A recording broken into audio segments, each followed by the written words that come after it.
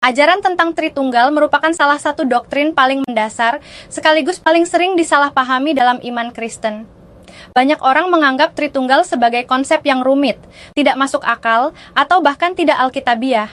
Namun sesungguhnya, ajaran ini bukanlah hasil spekulasi filsafat gereja, melainkan kesaksian iman yang lahir dari pewahyuan Allah sendiri, sebagaimana dinyatakan dalam kitab suci. Tritunggal bukan upaya manusia menjelaskan Allah secara tuntas, melainkan cara Alkitab menolong umat percaya mengenal siapa Allah itu sebagaimana Ia menyatakan dirinya. Kekristenan percaya kepada satu Allah yang esa. Ini adalah fondasi iman yang tidak dapat diganggu-gugat. Sejak perjanjian lama, umat Allah diajar bahwa hanya ada satu Allah yang benar. Pengakuan iman Israel dengan tegas menyatakan bahwa Tuhan itu esa dan tidak ada Allah lain selain Dia. Kekristenan tidak pernah mengajarkan keberadaan tiga Allah. Tritunggal bukanlah politeisme, melainkan pengakuan iman kepada satu Allah yang esa dalam keberadaan yang majemuk. Dalam Alkitab, Allah menyatakan dirinya sebagai Bapa. Allah disebut Bapa bukan semata-mata sebagai metafora, tetapi sebagai pribadi ilahi yang berelasi, mengasihi, dan memelihara ciptaannya. Allah Bapa adalah sumber segala sesuatu, pencipta langit dan bumi, pengatur sejarah, dan perancang keselamatan. Yesus sendiri berulang kali menyebut Allah sebagai Bapanya, menunjukkan hubungan yang unik dan kekal antara Bapa dan Anak. Sebutan Bapa bukan berarti Allah lebih tua atau lebih tinggi dari anak, melainkan menunjukkan relasi pribadi dalam kealahan. Yesus Kristus, Sang Anak, adalah pusat iman Kristen.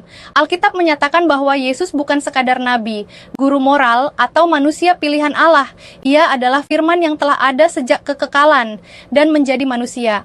Dalam diri Yesus, Allah menyatakan dirinya secara nyata dan dapat dilihat. Yesus memiliki natur ilahi dan natur manusia tanpa tercampur dan tanpa terpisah.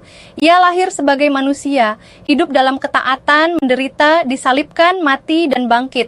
Bukan sebagai makhluk ciptaan, tetapi sebagai Allah yang datang menyelamatkan manusia. Yesus berbicara dan bertindak dengan otoritas ilahi. Ia mengampuni dosa, menerima penyembahan, dan menyatakan dirinya satu dengan Bapa.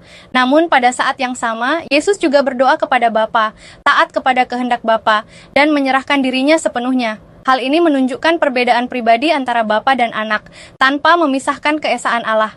Yesus bukan Allah yang lebih rendah, melainkan sepenuhnya Allah hakikat dengan Bapa. Roh Kudus seringkali menjadi pribadi Tritunggal yang paling kurang dipahami.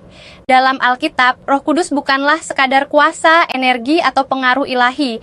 Ia adalah pribadi yang memiliki kehendak, pikiran, dan perasaan. Roh Kudus berbicara, mengajar, menuntun, menegur, dan menghibur. Ia hadir sejak awal penciptaan, bekerja dalam sejarah keselamatan, dan secara khusus dicurahkan kepada gereja setelah kenaikan Kristus. Roh Kudus memuliakan Kristus dan melanjutkan karya keselamatan dalam hidup orang percaya. Ia melahirbarukan hati manusia, meneguhkan iman, menguduskan kehidupan, dan memampukan gereja untuk hidup sesuai kehendak Allah. Roh Kudus bukan pengganti Kristus, tetapi pribadi ilahi yang menghadirkan karya Kristus secara nyata dalam kehidupan umat percaya. Alkitab dengan jelas menunjukkan bahwa Bapa, Anak, dan Roh Kudus adalah pribadi yang berbeda, namun memiliki hakikat ilahi yang sama. Ketiganya disebut Allah, melakukan karya ilahi, dan menerima penghormatan yang sama. Dalam peristiwa pembaptisan Yesus, ketiganya hadir secara bersamaan. Anak dibaptis, Roh Kudus turun, dan suara Bapa terdengar dari surga. Ini bukan tiga peran yang bergantian, melainkan tiga pribadi yang hadir secara serentak dalam satu kealahan. Doktrin Tritunggal menolong umat Kristen memahami bahwa Allah pada hakikatnya adalah relasi kasih. Allah tidak menjadi kasih setelah menciptakan dunia, melainkan sejak kekekalan Allah sudah hidup dalam persekutuan kasih antara Bapa, Anak, dan Roh Kudus. Karena itulah kasih, persekutuan, dan relasi menjadi inti dari kehidupan Kristen. Umat percaya dipanggil untuk hidup dalam relasi yang mencerminkan karakter Allah Tritunggal.